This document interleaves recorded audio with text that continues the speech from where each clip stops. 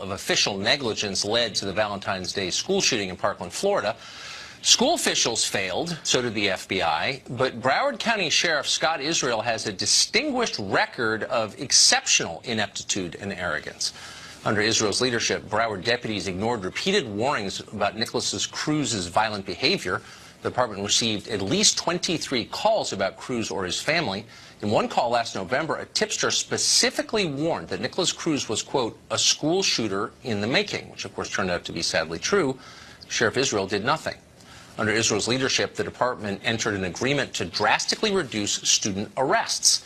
The goal was to eliminate the so-called school-to-prison pipeline, which at the time was a top priority of President Obama and Attorney General Eric Holder. The effect was a disaster. Cruz might have been arrested and convicted of a crime. Were it not for that policy, he would never have been able to buy a gun. Once the Parkland shooting began, Isreal's deputies refused their most basic duties. Deputy Scott Peterson, whose only job was to protect students at the school, hid while Cruz murdered 17 people. When 3 more Broward deputies arrived, they too took shelter behind their cars rather than try and enter the school and save the lives of children. Scott Isreal is the man in charge of all of this, and of course he's responsible for it. He loudly disagrees. Indeed, Isreal relentlessly brags about himself to all media who will record it. 2 years ago, for example, the local newspaper in Florida reported that Isreal used tax dollars to build a personal political machine, and he clearly had. The evidence was there, stone cold. Confronted with it, Isreal said this, quote, "What have I done differently than Don Shula or Abraham Lincoln or Martin Luther King or Gandhi?" End quote. And by the way, he said, lions don't care about the opinions of sheep. Stable people don't talk like this, obviously. Something is wrong with Sheriff Isreal. As recently as yesterday, he was refusing to accept any responsibility in the face of his well-documented failures. Watch this exchange. Do you think that if the Broward Sheriff's Office had done things differently, this shooting might not have happened? Listen, if ifs and buts were candy and nuts, O.J. Simpson would still be in the record books. I don't know what that means. There's 17 dead people, and there's a whole long list of things your department could have done differently. Remarkably, it got weirder and worse from there. Watch. Are you really not taking any responsibility for the multiple red flags that were brought to the attention of the Broward Sheriff's Office about this shooter before the incident, whether it was people near him, close to him, calling the police on him? Jake, I could only take responsibility for what I knew about. I exercised my due diligence. I've given amazing leadership to this agency. Amazing leadership? I've worked. Yes, Jake. Amazing leadership. And yet the facts suggest that Scott Isreal should not be in charge of anything, and yet he is. Why? Richard Corcoran is the Speaker of the Florida House. He signed a letter calling for Isreal's suspension as Sheriff of Broward County, and he joins us tonight. Mr. Speaker, thanks for coming on. No, thanks for having me on. I appreciate it, Tucker. So tell us what your letter says and why. Well, and first, it wasn't just a letter from me. It was a letter from me and 73 of my colleagues, basically representatives accountable for 13+ million people in the state of Florida. And what we sent a letter to the governor saying, under the Constitution, he has the right to remove any local government official, suspend them, and take them out of office. And we said, basically, your authority to do so is if there are malfeasance, misfeasance, incompetence, neglect of duty, of which we believe that Sheriff Isreal scores high on all 4 accounts. So we asked him to suspend him and go down there and take over the investigation and find a replacement. And so 74 of us signed it. The governor immediately, to his credit, called on FDLE, our state law enforcement agency, to go down there and seize the investigation and take over. But we'd still like to see him suspended by the governor, and then ultimately our Florida Senate has the ability to reinstate him or have him be removed completely. And I'm pretty sure, talking to my colleagues in the Senate, they'd remove him completely. So my guess would be, of the 74 signatories, most or all were Republicans, which raises the question, why is this a partisan issue? So he had 4 deputies with guns at the scene of a school shooting and they refused to help. That's not a partisan question. You don't need to be a Republican to be appalled by that. Why did no Democrats support his removal? Well, I think we do have the support. You know, it's very difficult, I think, for some of them because many of them are from that geographical area of Broward County. Right. A significant portion of our Democratic colleagues. So I think for them, it was like, you're right, go forward. We encourage you. But, you know, signing the the letter was something that was a step too far for them. But they're completely supportive. Whether it's the parents I've talked to of the victims, whether it's our colleagues across the aisle, everyone's disgusted with both his attitude and the investigation and what he's been doing to date. So my impression is that the deputies who sat outside armed while 17 people were murdered at the school were within their legal rights. They were allowed to do that. Most of us respect law enforcement because it seems to me maybe something that the legislature could address. If you're a deputy in charge of protecting the public, shouldn't you be obligated to protect the public? Yeah, and let me say, Tucker, and I think you would say the same thing. I'm an outside counsel for a sheriff's office as part of my job as an attorney.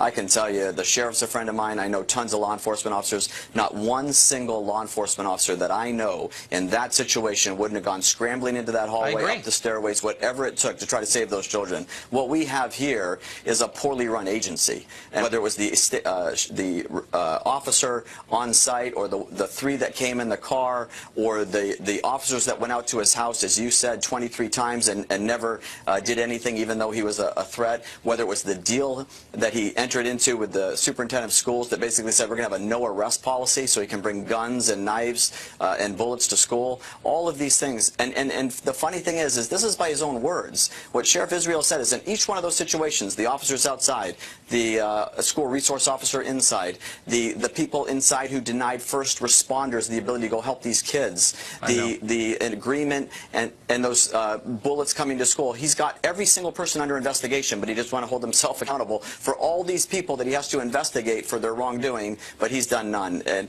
the height of arrogance, as you said, Tucker. I mean, the only amazing thing about Sheriff Isreal is his arrogance. I mean, something's wrong, it seems like. That's not normal behavior. But quickly, in the military, there's a sanction, a penalty for cowardice, because the point is you're not allowed to be a coward. You're in the military, and I think the same would go, wouldn't you say, for a sheriff's deputy or any law enforcement. Most aren't cowards, but for those who are, shouldn't there be some penalty for that? There should. I mean, we should look at taking away their pensions. If you don't act the way you should in a situation where there are 14 children's lives at stake and 3 adults, absolutely, you should have your pension taken away. Yeah, good. Thank you for that. Speaker Corcoran, I appreciate coming on tonight. No, thanks. I appreciate it. Thank you, Tucker. Well, as you just heard, EMTS are telling Fox tonight that police officers prevented them, for some reason, from entering Stoneman Douglas High School to provide care to kids who were dying. Fox's Matt Finn has new exclusive information on that story tonight. Matt? Tucker, 3 high-ranking Florida officials are expressing their frustration because they say EMS was delayed getting inside Stoneman Douglas High School on the day of the shooting in the critical moments when victims lay inside in need of immediate care. One source tells Fox News some EMS teams requested to go inside but were denied by the commanding agency, the Broward County Sheriff's Office. That source alleges scanner recordings will reveal that. Now, the Broward County Sheriff's Office released a statement in response to some of these allegations, saying in part there are multiple investigations being conducted in addition to the Stoneman Douglas shooting. Investigators will not be rushed or asked to jump to conclusions. A reporter from our Miami affiliate WSVN reports that a seasoned first responder said they would have risked their life to go inside and that they were frustrated the entire time they were there. However, the Coral Springs Parkland fire chief, who was on scene that day, says it is procedure that EMS cannot go inside until law enforcement clears them to enter. The fire chief says law enforcement could not initially confirm if the suspect fled or was deceased, making it too dangerous to let EMS inside. That fire chief telling Fox News in part, decisions cannot be made in a vacuum. It is possible that those that are upset about not being allowed inside simply do not have all of the information that our law enforcement partners had in making their decision. The Florida Department of Law Enforcement is investigating all the actions by the Broward County Sheriff, which will hopefully shed light on the timeline of that day. I know a lot more than you all do now. So all I'm going to say is, yes, I believe there needs to be a full investigation. I don't think some people were honest. And we're going to investigate this in Florida, and the right thing will be done. Tucker, a rules committee in the Florida Senate today voted down a proposal on a statewide ban on assault weapons here in Florida. Tucker. Matt, thanks a lot. Sheriff Scott Isreal would never blame his own repeated failures for the shooting at Stoneman Douglas High School. Instead, he needed to blame an organization that was not involved, the NRA. During CNN's 1984-esque town hall meeting last week, Isreal played the demagogue against NRA spokeswoman Dana Loesch. Watch. You just told this group of people that you are standing up for them. You're not standing up for them until you say, I want less weapons.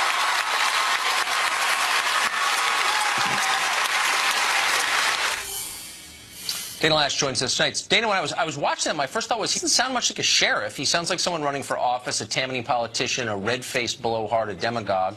It doesn't sound like something a law enforcement official would say in a town hall. What do you make of that? I completely agree with you, Tucker, and I'm so glad that you're talking about this, because this is ultimately, this is the failure, and this is where the failure took place. It was with this man and his leadership as Broward County Sheriff. And I'll have everybody know, Tucker, as well, before the sheriff took that stage, him and I sitting up there for this town hall, he was allowed to go out and give a rally-style speech in which he railed against special interests and was naming the NRA and really setting the stage up to go after 5 million law-abiding innocent Americans who didn't get all of the 45, I think is what BuzzFeed reported, tips that his office received. They didn't have the murderer calling his office himself, telling him that he thought he was a threat and that police needed to do something. Family members weren't calling the NRA reporting this. They were calling his office. And so he has a lot of explaining to do. And one more quick thing, Tucker. I asked the sheriff on stage whether or not he could have actually arrested this murderer based on a Florida state statute that treated anyone sending electronic or written threats of bodily injury, harm, or death to other individuals, as this murderer did with his classmates, whether he could have arrested that individual charged with a felony. And the sheriff did indicate that he could, but then he glossed right by it and wanted to refocus and shift responsibility away from his dereliction of duty. I think he owes a lot of innocent Americans an apology. Well, but it's also really troubling because, I mean, this guy's not a congressman from Camden. He has the power to put people in jail, to take their lives away from them. He's a law enforcement official, and this behavior seems reckless and dishonest and weird, comparing yourself to, to MLK and Gandhi. I mean, does it seem like there's something wrong with him? And, you know, you mentioned that Game of Thrones quote, the lion doesn't worry about the opinions of the sheep. Well, he mentioned that again yesterday in a radio interview with a South Florida station, and he was attacking all of those, including the congressman that you just had on, the lawmaker that you just had on, the state of Florida, who was calling for his resignation. And, you know, I agree with you. I wish that this would have come out on the stage. I wish that this truth would have been known at that particular time. It seemed as that he was more interested in turning this into a campaign stop. And I will say that this really explains why the Coral Springs police chief came out against the Broward County sheriff the way that they did. They said in a statement that the truth is going to come out because Coral Springs police reacted. They were the first ones in, and they seem to be really calling the Broward sheriff out on what I can only assume to be showboating was what they were suggesting in their letter. And there had to be a lot of drama behind the scenes for other law enforcement officers who really, I mean, these are the guys who, I mean, they sacrificed. They ran in, they heard the sound of gunfire and screaming, Tucker, and they ran in and they did what they could to save innocence. That's why we love our law enforcement, because of what they do for us. And now it's no wonder that they came out against this Broward County sheriff. It's also transparent, though. I mean, I'm not blaming the shooting on the sheriff. He didn't commit the shooting, but a series of missteps by his agency allowed it to happen. He's culpable in some way, and yet he's diverting all the attention to others. It's the most basic and recognizable kind of butt covering. Why does the press not point that out? I wish they would. I mean, what we're talking about is systemic failure here. And Tucker, I mean, here you had the 45 reports into this sheriff's office. You also had 2 FBI reports. But even bigger than that, we've had decades of the political class ignoring the mental health crisis here in the United States, and politicians who have refused to report dangerous people who are been adjudicated unfit, dangerous to themselves or others, to the NICS system. And so this is why we at the NRA have been pushing for targeted action and offering solutions on this, and we're going to continue to do so. Yeah. So if you run a city with tens of thousands of mentally ill people living on the sidewalk and you're lecturing us about guns, you know, maybe time to wake up a little bit. Thank you, Dana. I appreciate it. Thank you, Tucker. Well, in the days since the Florida school massacre, almost nobody seems to be asking the essential and obvious question, which is, why would a 19-year-old murder strangers? And if you really wanted to make America better, you'd be desperate for an answer to that question. But go ahead and ask an elected Democrat. that question. We've tried that, and they won't engage. You start with the obvious. Does the collapse of the family play some role in this? I don't know. Good question. Silence. Single mothers are one of the Democratic Party's most important constituencies. They can't admit that disappearance of fathers at home has been a disaster. It has been. How about the overprescription of pharmaceuticals to kids, or violent media, the sudden omnipresence of soul-destroying technology in our lives? It's everywhere. They won't even respond to that. All those explanations might make Democratic donors uncomfortable. That's the answer. So instead they attack the NRA because it's politically convenient. The NRA opposes them in elections, therefore it's their fault. It's hard to think of a more cynical strategy, and yet it's working.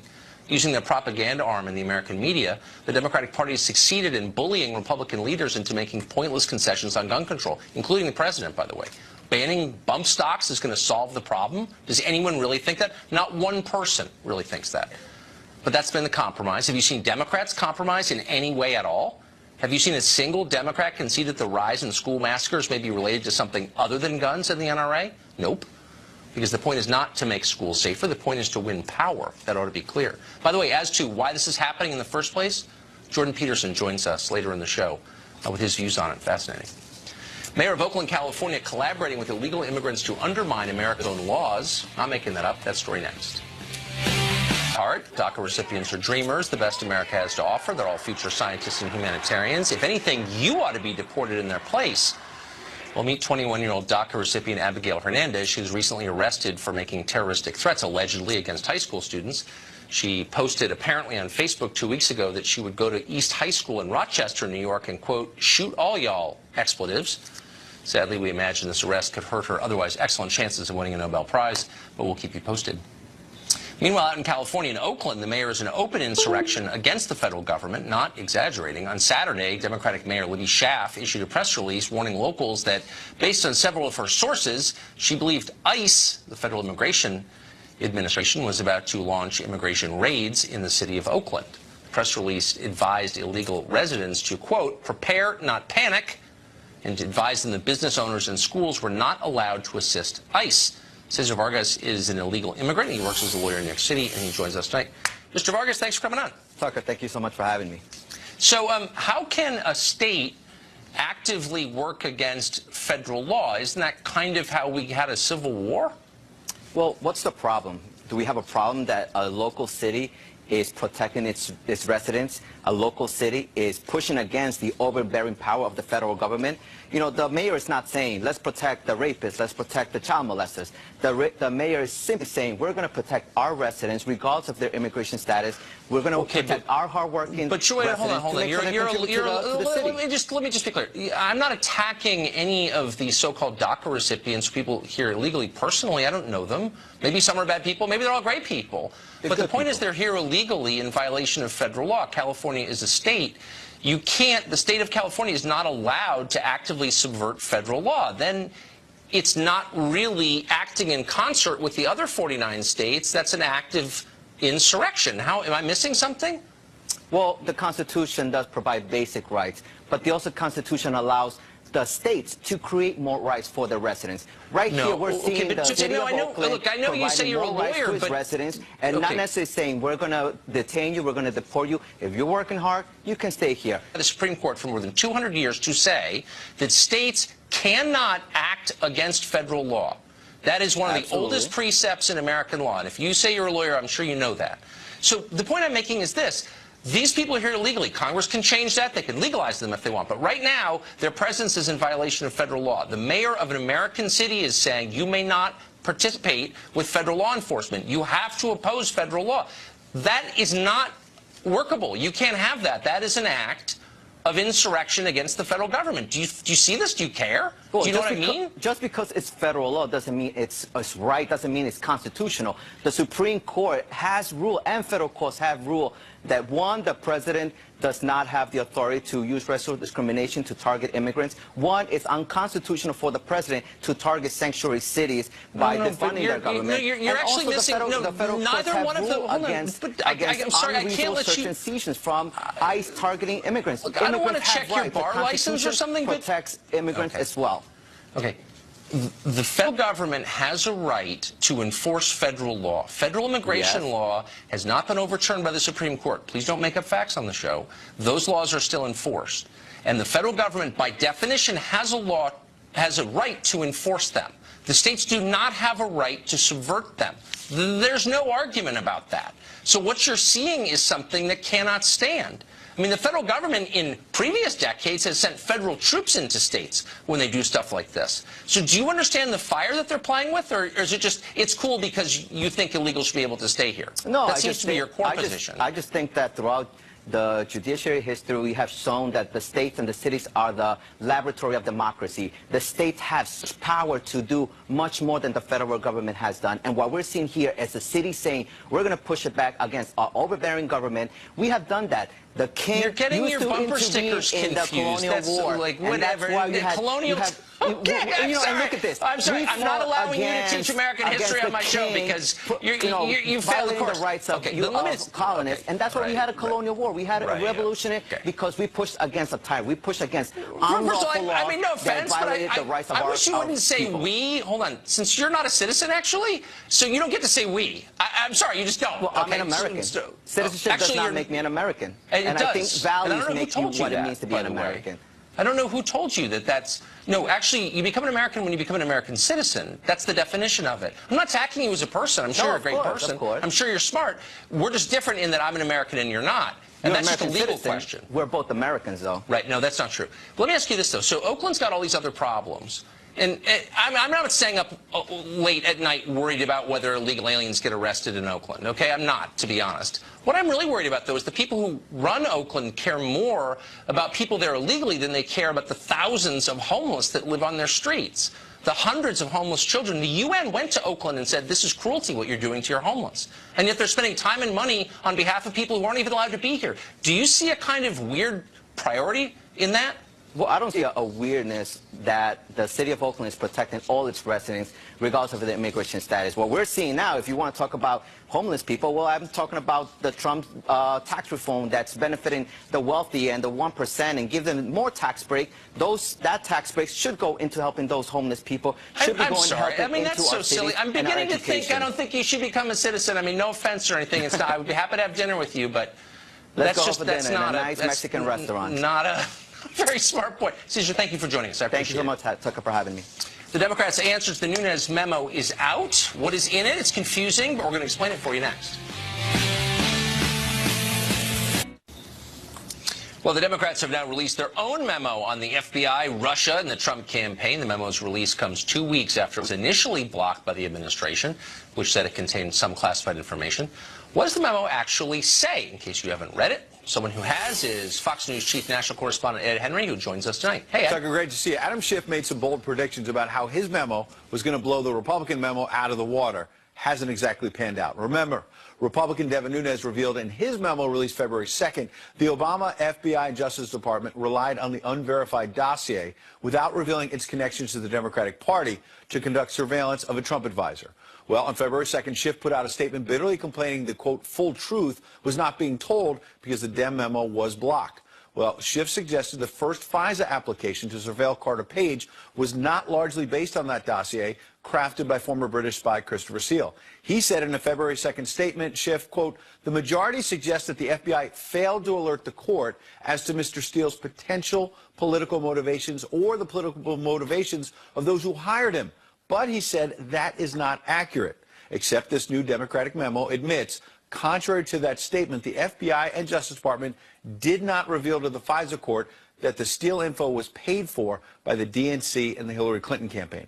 It does not disprove the Nunes claim that former FBI Deputy Director Andrew McCabe testified to the House Intel panel they could not have gotten the approval to spy on Page without the dossier. And finally, it does not disprove the Nunes claim that the dossier was relied on heavily to get not just one, but a total of 4 warrants against Page. Nevertheless, Schiff still claims that there was some independent verification that led to the approval, and he also says that Steele was a trusted source.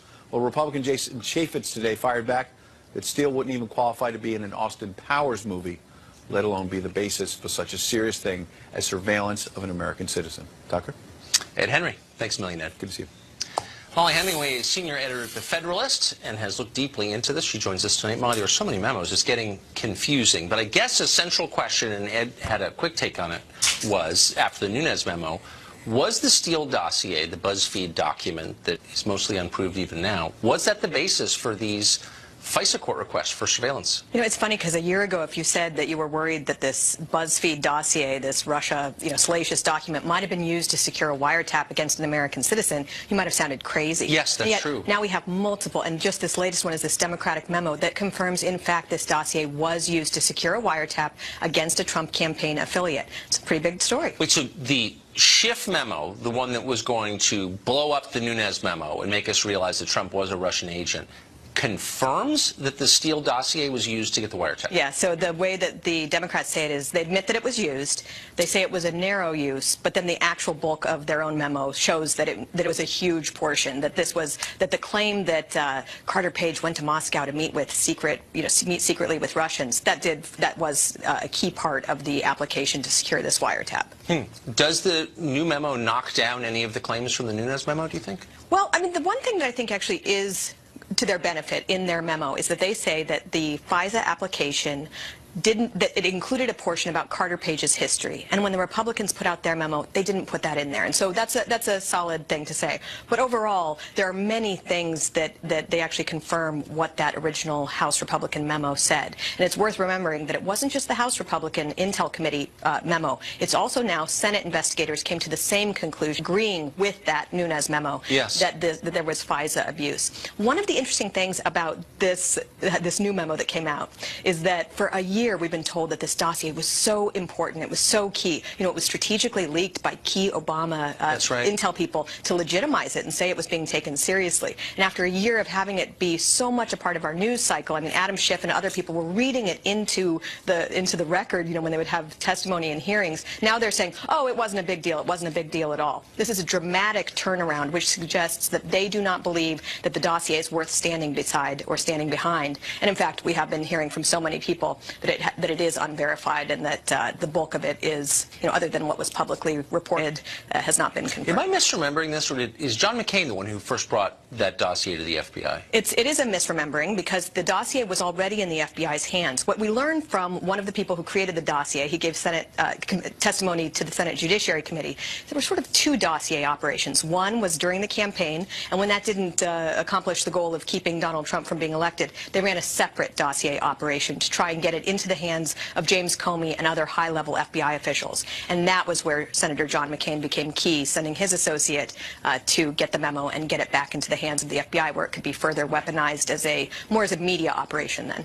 And when you take on the establishment, there are costs, I would say. There are, and there's a lot more that remains to be seen in this, and much more investigation that needs to happen. Thank you for guiding us through that. I appreciate it. Texas just wrapped up its state high school wrestling tournament. For the second year in a row, a transgender person took the title.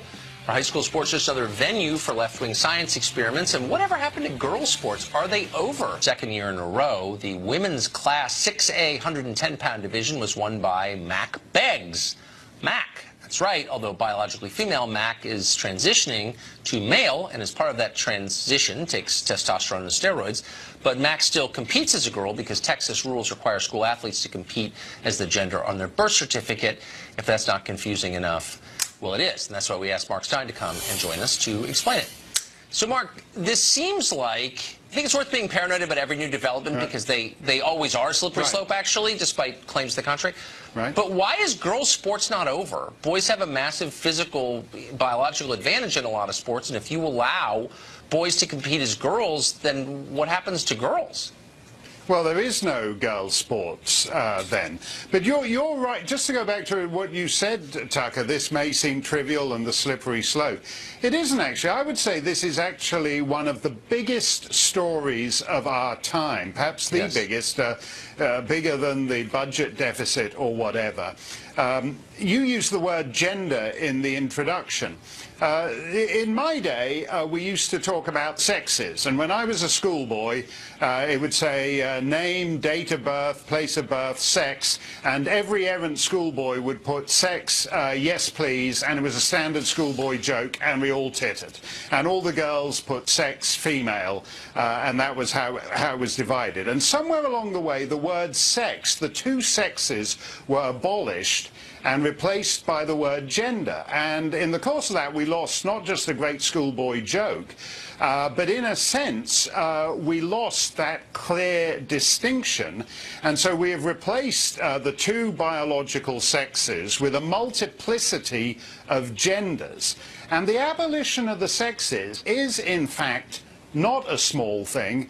And the point of this wrestling competition, Texas has responded to some of these modish fancies by saying, no, only biological girls can compete in girls' sports and biological boys. And this is a way of just saying, well, whatever you do, whatever laws you pass to protect traditional sex roles and girls' sports and boys' sports, we're going to ride a coach and horses through it anyway, and you're done and it's over. It is one of the biggest stories of our time. Well, I agree with that, and I think it has profound influence. That's why we always do the story, not for any prurient reason, but because the way that men and women get along is the basis of society, and it's right. Nothing's more important than that.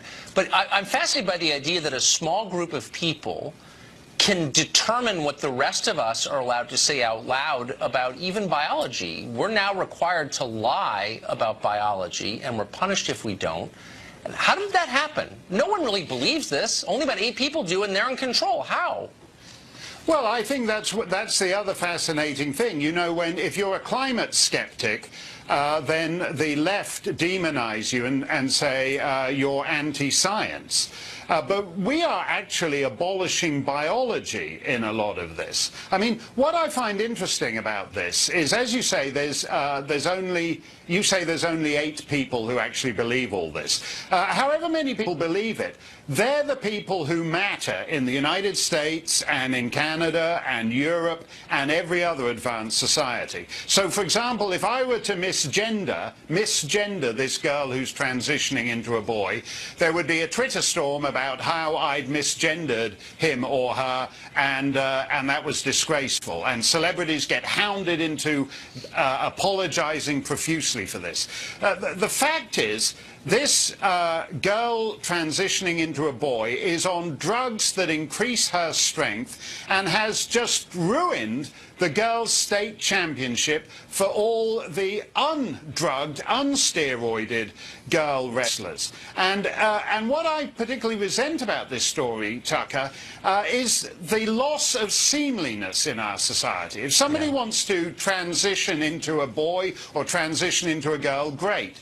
But maybe that means you have to give up the wrestling, that you can't have everything, that you should take up the violin instead, not wreck a sport, not wreck a statewide sport for all the other participants.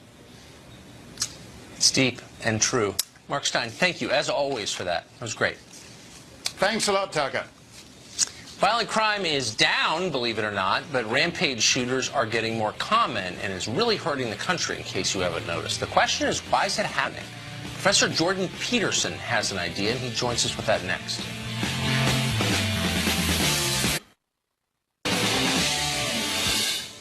Well, compared to the rates in the 80s and early 90s, crime overall is down in this country, but rampage shooters are increasingly common, and they're killing more people, obviously. Almost all of them are young men. The question, which for some reason very few people ask, but is the key question, is what's driving this surge in extreme antisocial violence? One man who's been thinking about it a lot is Jordan Peterson. He's a psychology professor at the University of Toronto, and he just spoke with us moments ago. Here it is. Jordan Peterson, thanks for joining us tonight. My pleasure. We wanted to ask you the question that we think too few are asking, which is, why is this happening? Why are young men shooting up schools? Because they're nihilistic and desperate. How'd they get that way? Well, I think life can make you that way unless you have a purpose and a destiny, let's say. I mean, there's no shortage of suffering and malevolence in life, and it's easy for people to become embittered by that. And if they don't see a way out, see a way forward, they get angry about it and turn against life itself. And they make a display of their hatred for being by massacring the innocent. That's what's happening. And they write that. They do write that. It's accelerating. Yes. The reserve of guns has, I mean, we've had semi-automatic rifles for 100 years, but we haven't had this number of school shootings. So the attitudes are changing, I think it's fair to say. Why well, it's are also more... It's also kind of a psychological epidemic. You know, these people keep track of each other, and there's a competitive element to it. And the fact that the media insists upon publicizing the names of these shooters is not helpful, because part of what drives them is motivation for notoriety. Because notoriety is better than being ignored. So what mistakes do you think we're making as a society to produce an ever-increasing number of young men like this? That's a good question. I think we underestimate the necessity for young people to have clear direction and a sense of purpose in their life. They need something to offset the tragedy and malevolence of life. And we need to take these sorts of philosophical and even religious issues seriously, but we don't. Do you think we're taking them less seriously than we used to? Yes, definitely. I think that we talked in the past, we spoke much more about responsibility and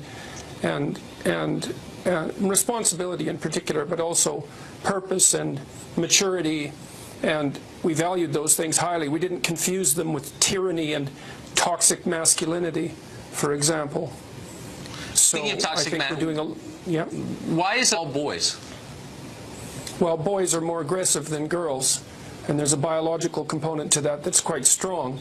That's why the vast majority of people in prison are male. Like on average, there's not much difference in aggression between men and women.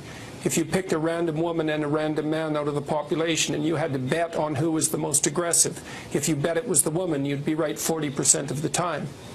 But if you take the 1 in 100 most aggressive people, and those would be the people in prison, they're all men, or virtually all men. It's also why males attempt suicide less frequently, but they commit it successfully much more frequently. They're much more likely to use lethal means. And there's a very powerful biological component to that, despite what the postmodern social constructionists have to say about it. But they've got their head firmly buried in the sand, so. Yeah, no, they're resistant to the evidence and reality. We know that. So, but given that we know that boys are the ones, if there is a school shooting, who are going to be the ones committing it overwhelmingly, shouldn't we be thinking about how to raise our boys in a way that they're less likely to do this? Yeah, I think we should be thinking about that. I mean, the book I published here, this 12 Rules for Life, is a meditation on exactly that. I've been lecturing online about the idea that responsibility is what gives life meaning, and that meaning is the antidote to the sort of nihilism and aggression and resentment that can otherwise be produced. I mean, there's no doubt that life is difficult and that people get hurt and betrayed. That's unassailable truth.